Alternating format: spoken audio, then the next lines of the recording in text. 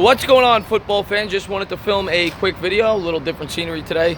Unfortunately, I've been very busy. Actually left my laptop back at home, so I didn't have it at the apartment. So I just figured I'd film a quick couple of videos. I got two videos coming to you guys today on the phone. The first one I wanted to report on was what we heard at Giants rookie camp. That is now closed, and a lot of positive things came out. Now, before I get started, you expect that, right? At a rookie camp, they're not going to say negative things usually about rookies that they had just drafted, but a lot of good things came out. Brian Boldinger actually said, I think it was on ESPN, that Daniel Jones is the most athletic quarterback the Giants have had at possibly ever since Y.A. Tittle. Now, again, that's not saying much, and that's a true statement. I mean, Eli Manning, Phil Simms, Kerry Collins, you're not looking at unbelievable athletes.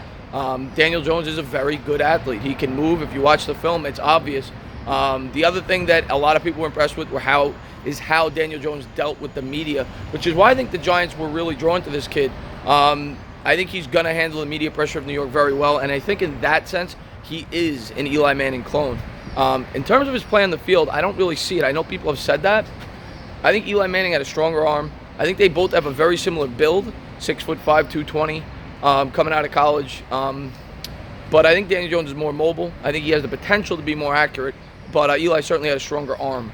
So I don't really see the comparison there other than their height and weight. But a lot of encouraging things from Daniel Jones. You heard Pat Shurmur say that he can make every throw in the book. Very impressed with him in training camp. Was able to throw on the run, able to fit the ball into tight windows. And then the other thing I liked, and this is good, this shows the signs of a leader. He stayed after, he practiced with his rookie wide receivers, worked on timings, worked on routes. So all encouraging things from Daniel Jones, the 6th overall selection.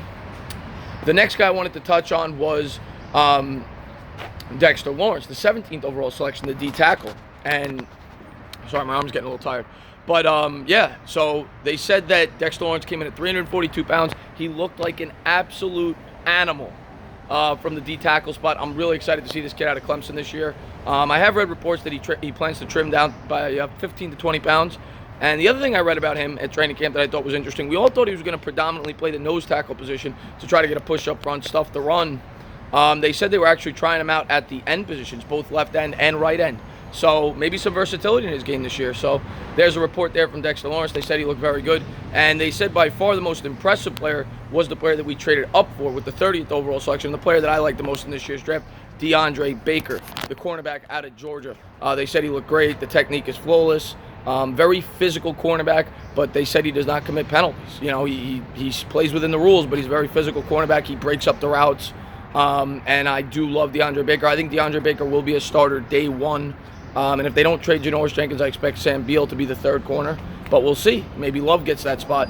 But yeah, very encouraging things for Baker. Everything you read that most experts think that he will have the biggest impact in this year's rookie class for this upcoming season.